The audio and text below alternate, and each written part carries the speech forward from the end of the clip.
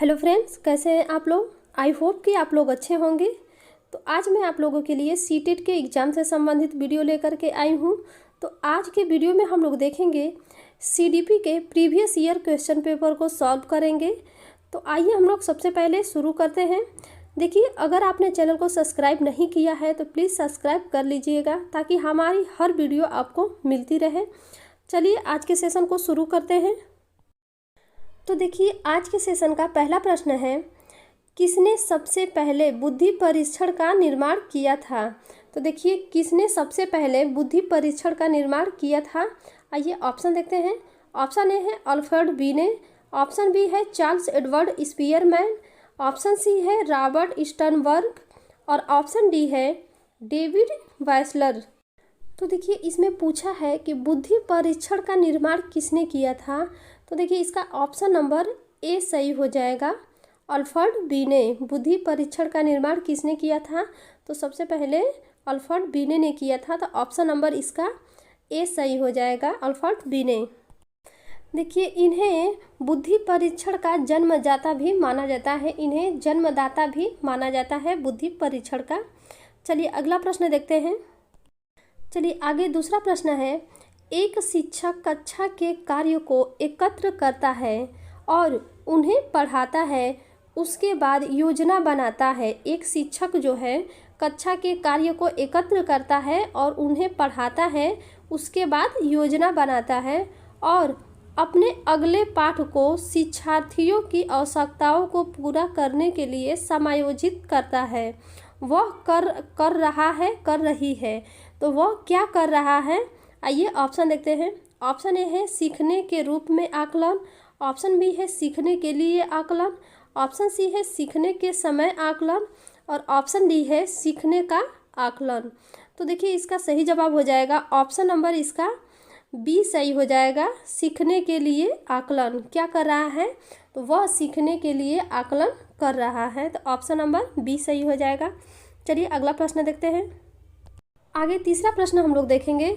देखिए, तीसरा प्रश्न पूछा है, कक्षा कक्ष में जेंडर जो लिंग होता है वो विभेद करता है। जो कक्षा कक्ष में जेंडर का क्या प्रभाव पड़ता है। आइए ऑप्शन देखते हैं।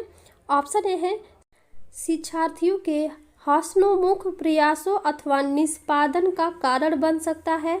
ऑप्शन बी है पुरुष शिक्षार्थियों के वृद्धि उन्मुख प्रयासों अथवा निष्पादन का कारण बन सकता है। ऑप्शन सी है महिला शिक्षकों की अपेक्षा पुरुष शिक्षकों के द्वारा अधिक किया जाता है और ऑप्शन डी है इसका शिक्षार्थियों के निष्पादन को प्रभावित नहीं करता है। तो देखिए, पूछा है कि कक्षा कक्ष में जेंडर जो है लिंग विभेद क्या होता है।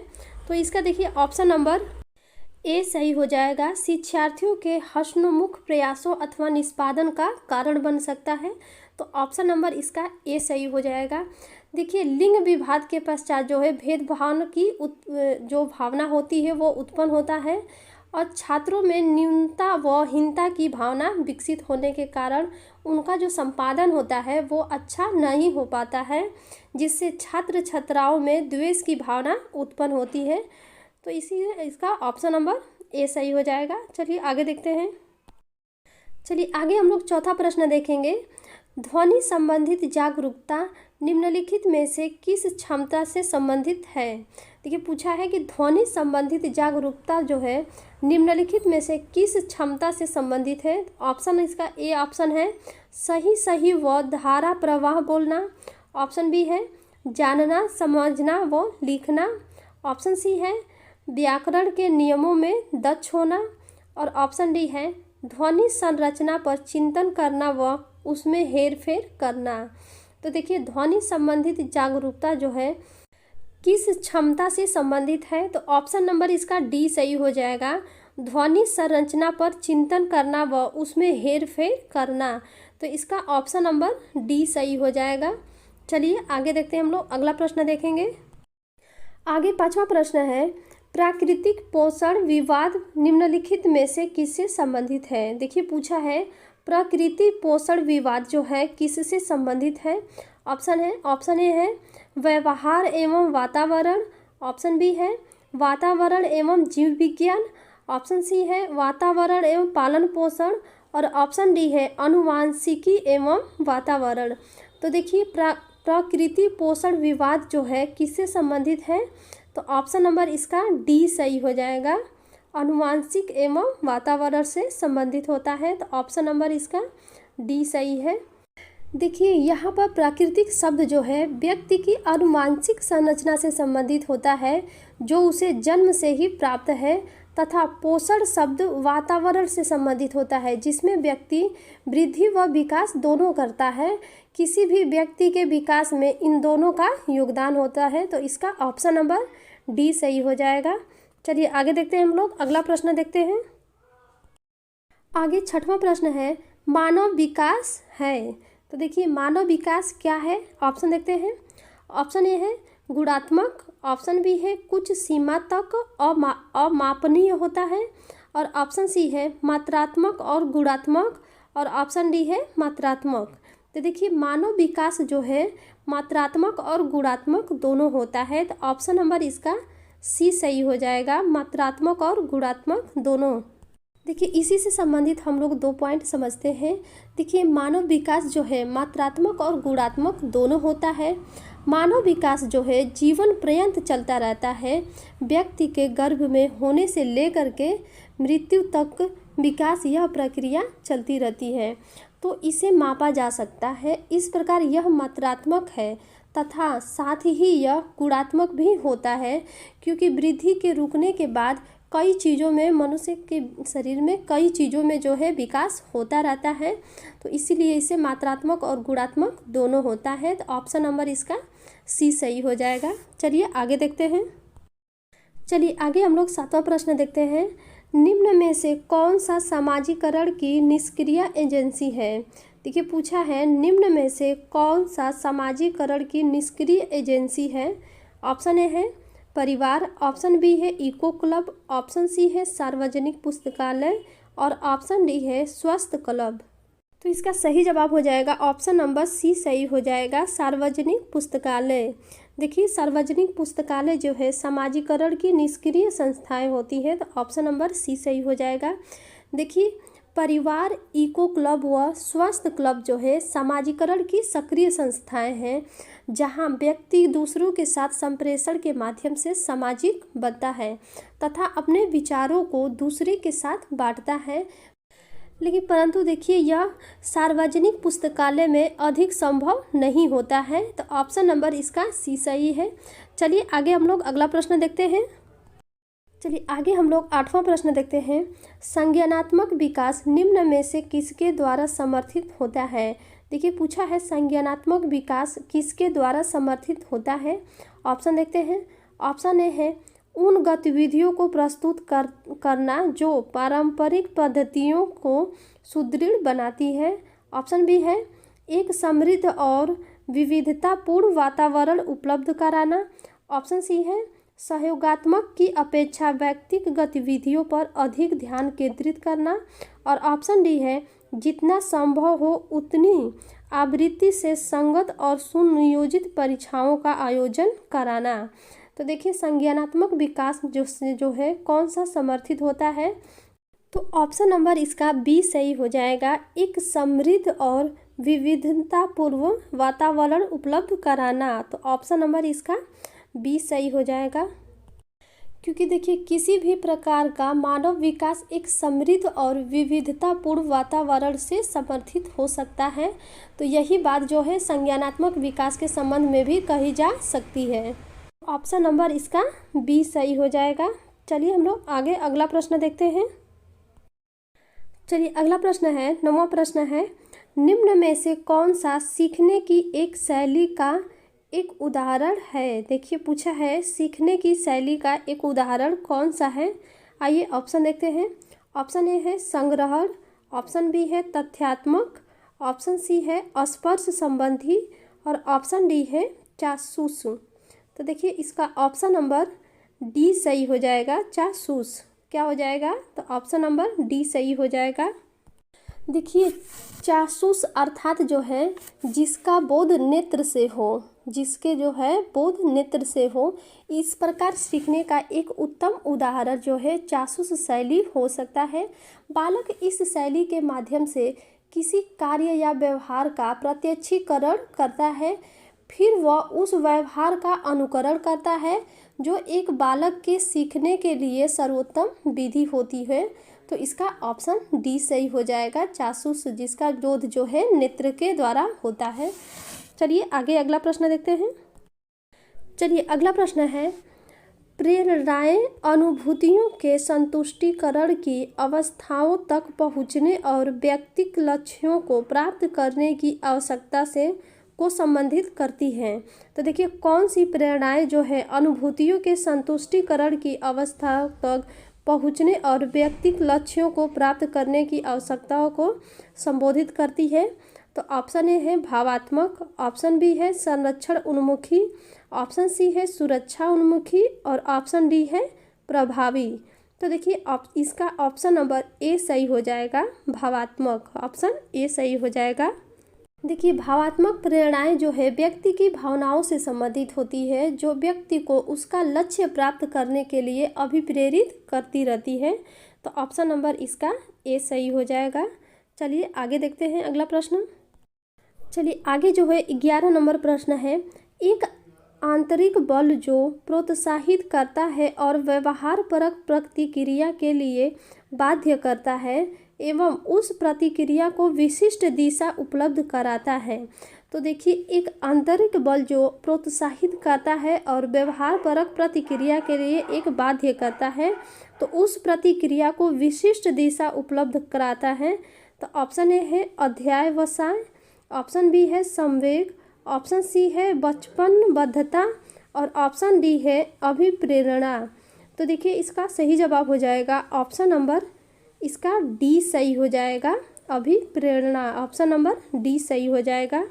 तो देखिए अभिप्रेरणा क्या है? तो देखिए अभिप्रेरणा जो है एक आंतरिक बल होता है जो व्यक्ति को लक्ष्य प्राप्ति करने के लिए एक विशिष्ट दिशा प्रदान करता है, वह उन्हें करने के लिए सहायता करता है। तो ऑप्शन नंबर इसका डी सही हो जाएगा।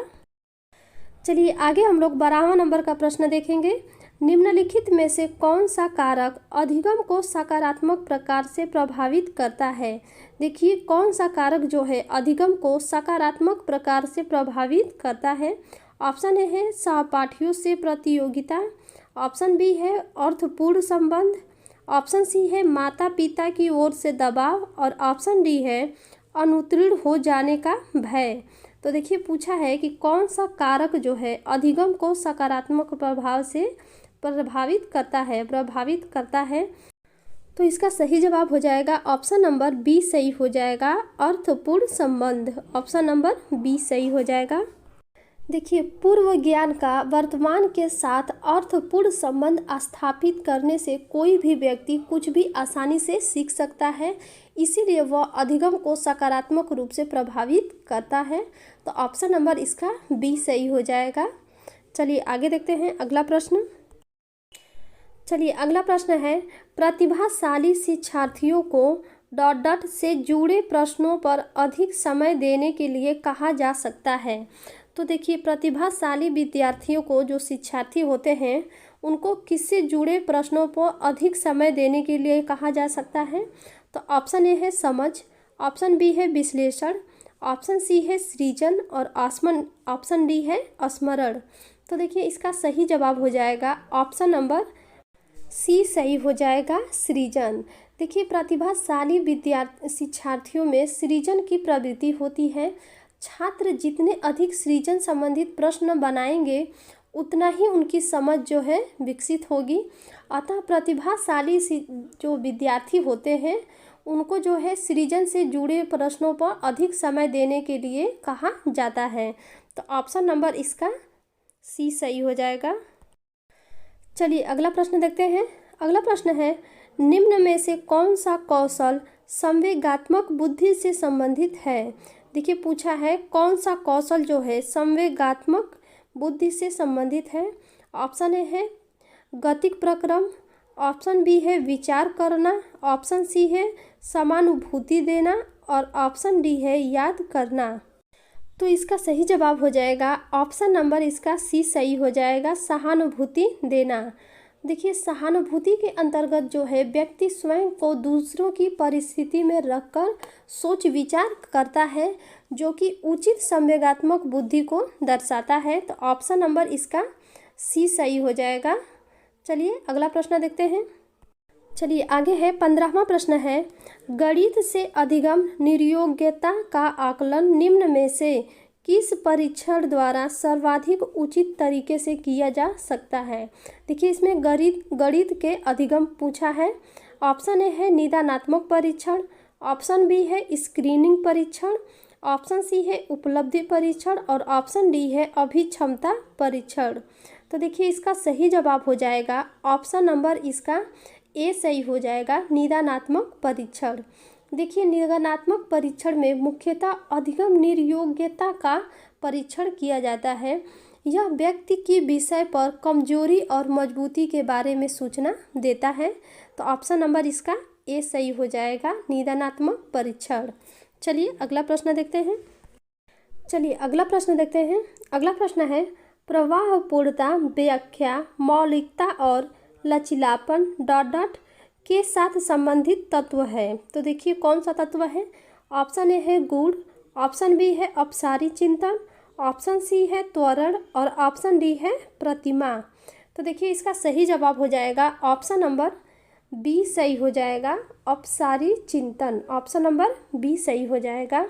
देखिए, अपसारी चिंतन के अंतर्गत जो है व्यक्ति को कुछ तत्व दिए होते हैं। देखिए, उनमें से अपनी ओर से एक तथ्य जोड़कर निष्कर्ष निकाला जाता है।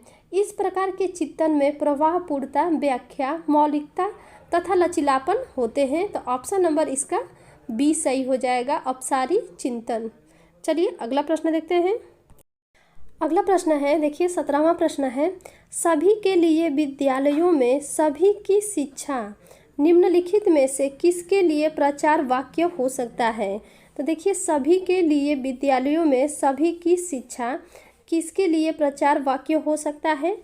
ऑप्शन ए है समावेशी शिक्षा, ऑप्शन बी है सहयोगात्मक शिक्षा, ऑप्शन सी है पृथक शिक्षा और ऑप्शन डी है संशक्तिशील शिक्षा। तो देखिए, इसका सही जवाब हो जाएगा ऑप्शन नंबर ए सही हो जाएगा, समावेशी शिक्षा। देखिए, समावेशी शिक्षा का प्रचार वाक्य सभी के लिए विद्यालयों में सभी की शिक्षा।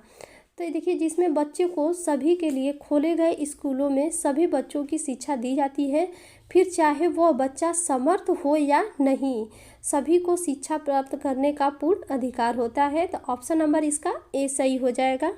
चलिए अगला प्रश्न देखते हैं। चलिए आगे 18वां प्रश्न है, निम्न में से कौन सी शब्दावली प्रायः अभिप्रेरणा के साथ अंतः बदलाव के साथ इस्तेमाल की जाती है। तो देखिए, कौन सी शब्दावली जो है प्रायः अभिप्रेरणा के साथ अंतः बदलाव के साथ इस्तेमाल की जाती है। तो ऑप्शन ए है संवेग, ऑप्शन बी है आवश्यकता, ऑप्शन सी है उत्प्रेरणा और ऑप्शन डी है पुरस्कार या प्रेरक। तो देखिए, इसका सही जवाब हो जाएगा ऑप्शन नंबर बी सही हो जाएगा, आवश्यकता। देखिए, जिस प्रकार जो है अभिप्रेरणा हमें लक्ष्य प्राप्त करने में सहायता करती है, उसी प्रकार हम अपनी सहायता को संतुष्ट करने के लिए लक्ष्य निर्धारित कर उन्हें प्राप्त करने के प्रयत्न करते हैं। तो आवश्यकता जो है अभिप्रेरणा के साथ अंतः बदलाव के साथ प्रयोग में लाई जा सकती है। तो ऑप्शन नंबर इसका बी सही हो जाएगा। चलिए अगला प्रश्न देखते हैं। अगला प्रश्न है, निम्न में से कौन सा स्टर्नबर्न की बुद्धि के त्रिस्तरीय सिद्धांत का एक रूप है। देखिए, स्टर्नबर्ग के बुद्धि का त्रिस्तरीय सिद्धांत का एक रूप कौन सा है। ऑप्शन ए है प्रायोगिक बुद्धि, ऑप्शन बी है संसाधन पूर्ण बुद्धि, ऑप्शन सी है गणितीय बुद्धि और ऑप्शन डी है व्यवहारिक बुद्धि। तो देखिए, इसका सही जवाब हो जाएगा ऑप्शन नंबर डी सही हो जाएगा, व्यवहारिक बुद्धि। ऑप्शन नंबर इसका डी सही हो जाएगा। देखिए, स्टेनबर्ग ने बुद्धि के त्रिस्तरीय सिद्धांत में 3 रूप हैं, जैसे व्यवहारिक बुद्धि, सृजनात्मक बुद्धि और विश्लेषण बुद्धि। तो इसका ऑप्शन नंबर डी सही है। चलिए अगला प्रश्न देखते हैं। चलिए अगला प्रश्न है, 20वां प्रश्न है, 1 वर्ष तक के शिशु जब आँख, कान, नाक व हाथों से सोचते हैं तो निम्न में से कौन सा स्तर शामिल होता है? ऑप्शन ए है पूर्व संक्रियात्मक स्तर, ऑप्शन बी है इंद्रिय जनित गामक स्तर, ऑप्शन सी है अमूर्त संक्रियात्मक स्तर और ऑप्शन डी है मूर्त संक्रियात्मक स्तर। तो देखिए 1 वर्ष का जब शिशु होता है तो वह आँख, कान, नाक, हाथ से सोचते हैं तो निम्न में से कौन सा स्तर शामिल होता है? तो इसका देखिए सही ऑप्शन हो जाएगा ऑप्शन नंबर इसका बी सही हो जाएगा, इंद्रिय जनित गामक स्तर। पियाजे के इंद्रिय जनित गामक अवस्था जो है 0 से 2 वर्ष होता है, जिसमें वह आँख, कान, नाक व हाथों के प्रयोग से सोचता है। तो ऑप्शन नंबर बी सही हो जाएगा। चलिए अगला प्रश्न देखते हैं, वाइगोत्स्की के सिद्धांत में विकास के निम्नलिखित में से कौन से पहलू की उपेक्षा होती है? तो देखिए वाइगोत्स्की के सिद्धांत से संबंधित है। ऑप्शन ए है सांस्कृतिक, ऑप्शन बी है जैविक, ऑप्शन सी है भाषाई और ऑप्शन डी है सामाजिक। तो देखिए वाइगोत्स्की के सिद्धांत में विकास के कौन से पहलू की उपेक्षा होती है? तो ऑप्शन नंबर इसका बी सही हो जाएगा, जैविक। देखिए वाइगोत्स्की के सिद्धांत में केवल सांस्कृतिक, भाषाई व सामाजिक पक्षों की ही बात की गई है, इसीलिए वाइगोत्स्की द्वारा जैविक पक्ष की उपेक्षा की गई है। तो ऑप्शन नंबर इसका बी सही हो जाएगा, जैविक। चलिए अगला प्रश्न देखते हैं। चलिए अगला प्रश्न दिया है, 22वां प्रश्न है, छात्राएं। तो देखिए छात्राएं कैसी होती हैं? तो चलिए देखते हैं ऑप्शन के माध्यम से। ऑप्शन ए है अपनी उम्र के लड़कों की तरह गणित में अच्छी हैं, ऑप्शन बी है अपनी उम्र के लड़कों की तुलना में स्थानिक अवधारणाओं में कम कुशलतापूर्वक निष्पादन करती हैं, ऑप्शन सी है भाषिक और संगीत संबंधित अधिक क्षमताएं रखती हैं और ऑप्शन डी है गणित के सवाल अच्छे से सीखती हैं लेकिन उन्हें तब कठिनाई आती है जब उनसे उनके तर्क के बारे में पूछा जाता है। तो देखिए छात्राओं को कैसी होती हैं? तो ऑप्शन नंबर इसका देखिए कौन सा सही हो जाएगा, ए सही हो जाएगा, अपनी उम्र के लड़कों की तरह गणित में अच्छी हैं। ऑप्शन नंबर ए सही हो जाएगा। देखिए छात्राएं जो है अपनी उम्र के लड़कों की तरह गणित में अच्छी होती है क्योंकि अधिगम प्रक्रिया में लैंगिक विभेद का प्रभाव नहीं होता है। तो ऑप्शन नंबर ए सही हो जाएगा। चलिए अगला प्रश्न देखते हैं। चलिए अगला प्रश्न है, ग्रेड अंकों से कैसे अलग है? देखिए पूछा है कि ग्रेड जो है अंकों से कैसे अलग है। यह प्रश्न निम्न में से किस प्रकार के प्रश्नों से संबंध रखता है? ऑप्शन ए है विश्लेषणात्मक, ऑप्शन सी है समस्या समाधान, ऑप्शन बी है, देखिए यहाँ पे उल्टा हो गया है, मुक्त अंतः और ऑप्शन डी है अपसारी। तो देखिए इसका सही जवाब हो जाएगा ऑप्शन नंबर ए सही हो जाएगा, विश्लेषणात्मक। ग्रेड अंकों से कैसे अलग है? तो विश्लेषणात्मकता से। देखिए ग्रेडिंग प्रणाली के तहत जो है शिक्षा में सतत एवं समग्र मूल्यांकन की व्यवस्था की गई है। यह एक विश्लेषणात्मक प्रणाली होती है। यह बच्चों की कक्षा में स्थिति को प्रदर्शित करती है, जबकि अंक प्रदान करना छात्रों को रटकर या गलत साधनों का प्रयोग करके पास करने की प्रवृत्ति को समर्थन देता है। तो इसका ऑप्शन नंबर ए सही हो जाएगा, विश्लेषणात्मक। चलिए आगे है 24वां प्रश्न है, शब्दों में अक्षरों के क्रम को पढ़ने में कठिनाई का अनुभव करना और अक्सर चाक्षुष स्मृति का ह्रास डॉट से संबंधित है। तो देखिए शब्दों में अक्षरों के क्रम को पढ़ने में कठिनाई का अनुभव करना और अक्सर जो है चाक्षुष नेत्रों से कठिनाई जो दोष होता है स्मृति का ह्रास किससे संबंधित है? ऑप्शन ए है डिसकैलकुलिया, ऑप्शन बी है डिस्ग्राफिया, ऑप्शन सी है डिसलेक्सिया और ऑप्शन डी है डिस्प्रैक्सिया। तो इसका सही जवाब हो जाएगा ऑप्शन नंबर इसका सी सही हो जाएगा, डिसलेक्सिया। देखिए डिसलेक्सिया से जिसको ग्रसित बालक जो है उसे पढ़ने में कठिनाई होती है, पठन विकार भी कहा जाता है, जिसमें व्यक्ति को अक्षरों के क्रमबद्ध तरीके से पढ़ने में असमर्थ होता है। तो ऑप्शन नंबर इसका सी सही हो जाएगा, डिसलेक्सिया। चलिए अगला प्रश्न है, 25वां प्रश्न है, रिया कक्षा में पिकनिक तय करने हेतु ऋषभ से सहमत नहीं है। वह सोचती है कि बहुमत के अनुकूल बनाने के लिए नियमों का संशोधन किया जा सकता है। यह सहपाठी विरोध पियाजे के अनुसार निम्नलिखित में से किससे संबंधित है। देखिए पूछा है, रिया जो है पिकनिक तय करते समय कक्षा में ऋषभ से सहमत नहीं है। वह सोचती है कि बहुमत के अनुकूल बनाने के लिए नियमों का संशोधन किया जा सकता है। तो यह जो है सहपाठी विरोध जो है पियाजे के अनुसार किससे संबंधित है। ऑप्शन ए है संज्ञानात्मक परिपक्वता, ऑप्शन बी है प्रतिक्रिया, ऑप्शन सी है सहयोग की नैतिकता और ऑप्शन डी है विषमांग नैतिकता। तो देखिए इसका सही जवाब हो जाएगा ऑप्शन नंबर सी सही हो जाएगा, सहयोग की नैतिकता। देखिए पियाजे के अनुसार जो है सहयोग की नैतिकता स्तर पर कार्यों की व्याख्या करने की प्रवृत्ति होती है। पियाजे के अनुसार सहयोग पारस्परिकता पर निर्भर तथा विभिन्न दृष्टिकोणों के प्रति जागरूकता व्यक्ति को स्वतः नैतिकता के स्तर पर पहुंचाने में सहायता सिद्ध होती है। तो ऑप्शन नंबर इसका सी सही हो जाएगा। चलिए अगला प्रश्न है, वे शिक्षक जो विद्यालय आधारित आकलन के अंतर्गत कार्य करते हैं। तो वे कौन से शिक्षक हैं जो विद्यालय आधारित आकलन के अंतर्गत कार्य करते हैं। तो ऑप्शन ए है, उन्हें प्रत्येक शिक्षार्थी को प्रत्येक विषय में परियोजना कार्य देना पड़ता है। ऑप्शन बी है, शिक्षार्थियों के मूल्यों और अभिवृत्तियों का आकलन करने के लिए रोजाना उनका सूक्ष्म अवलोकन करते हैं। ऑप्शन सी है, व्यवस्था के लिए स्वामित्व की भावना रखते हैं। और ऑप्शन डी है, उन पर अधिक कार्य का बोझ रहता है क्योंकि उन्हें सोमवार की परीक्षा सहित अक्सर परीक्षा लेनी पड़ती है। तो इसका सही जवाब हो जाएगा ऑप्शन नंबर सी सही हो जाएगा, व्यवस्था के लिए स्वामित्व की भावना रखते हैं।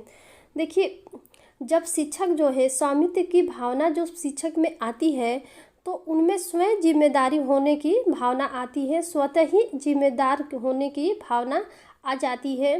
तो इस प्रकार जो है विद्यालय आधारित आकलन में अध्यापक में स्वामित्व की भावना उत्पन्न होती है। तो ऑप्शन नंबर इसका सी सही हो जाएगा। चलिए अगला प्रश्न है, अल्बर्ट बैंडूरा के सामाजिक अधिगम सिद्धांत के अनुसार निम्न में से कौन सा सही है। तो देखिए पूछा है, अल्बर्ट बैंडूरा के सामाजिक अधिगम सिद्धांत के अनुसार। तो ऑप्शन ए है, बच्चों के सीखने के लिए प्रतिरूपण यानी मॉडलिंग एक मुख्य तरीका है। ऑप्शन बी है, अनसुलझा संकट बच्चों को नुकसान पहुंचा सकता है। ऑप्शन सी है, संज्ञानात्मक विकास सामाजिक विकास से स्वतंत्र है। और ऑप्शन डी है, खेल अनिवार्य है और उसे विद्यालय में प्राथमिकता दी जानी चाहिए। तो देखिए इसका सही जवाब हो जाएगा ऑप्शन नंबर ए सही हो जाएगा, बच्चों के सीखने के लिए प्रतिरूपण मॉडलिंग एक मुख्य तरीका है। देखिए अल्बर्ट बैंडूरा के सामाजिक अधिगम सिद्धांत के अनुसार जब बच्चा कुछ सीखता है तो वह सबसे पहले वह किसी को प्रतिरूपण के रूप में रखता है, वह उसके बाद सीखना शुरू करता है। तो ऑप्शन नंबर इसका ए सही हो जाएगा, बच्चों के सीखने के लिए प्रतिरूपण मॉडलिंग एक मुख्य तरीका है। तो ऑप्शन नंबर इसका ए सही हो जाएगा। चलिए अगला प्रश्न देखते हैं। देखिए अगर आप वीडियो को यहाँ तक देखते हुए आ गए हैं और आप चैनल को सब्सक्राइब नहीं किए हैं तो प्लीज़ सब्सक्राइब कर लीजिएगा और वीडियो को लाइक ज़रूर करिएगा। तो चलिए अगला प्रश्न देखते हैं हम लोग। देखिए 28वां प्रश्न है, जब बच्चे एक अवधारणा को सीखते हैं और उसका प्रयोग करते हैं तो अभ्यास उनके द्वारा की जाने वाली त्रुटियों को कम करने में मदद करता है। यह विचार ... के द्वारा दिया गया। तो देखिए यह विचार जो है किसके द्वारा दिया गया है।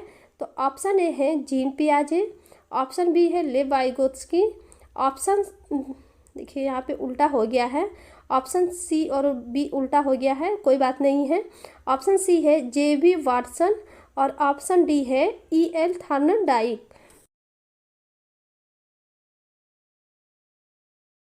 तो इसका सही जवाब हो जाएगा ऑप्शन नंबर डी सही हो जाएगा, EL Thorndike. Option number D सही हो जाएगा।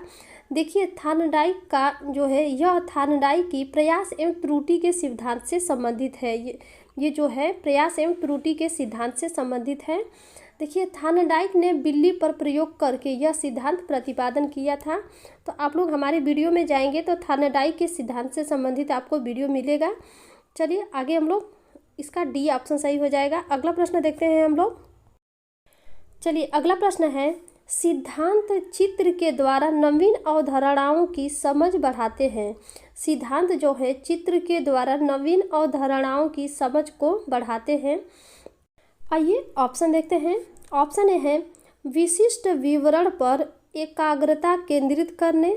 ऑप्शन बी है अध्ययन के लिए शैक्षणिक विषय वस्तु की प्राथमिकता तय करने। ऑप्शन सी है तर्कपूर्ण ढंग से सूचनाओं को व्यवस्थित करने की योग्यता को बढ़ाने। और ऑप्शन डी है विषय क्षेत्रों के बीच ज्ञान के स्थानांतरण। तो देखिए सिद्धांत चित्र के द्वारा नवीन अवधारणाओं की समझ को बढ़ाते हैं। तो इसके अनुसार जो है ऑप्शन नंबर इसका सही हो जाएगा सी। ऑप्शन नंबर सी सही हो जाएगा। तर्कपूर्ण ढंग से सूचनाओं को व्यवस्थित करने की योग्यता को बढ़ाने। ऑप्शन नंबर सी सही हो जाएगा।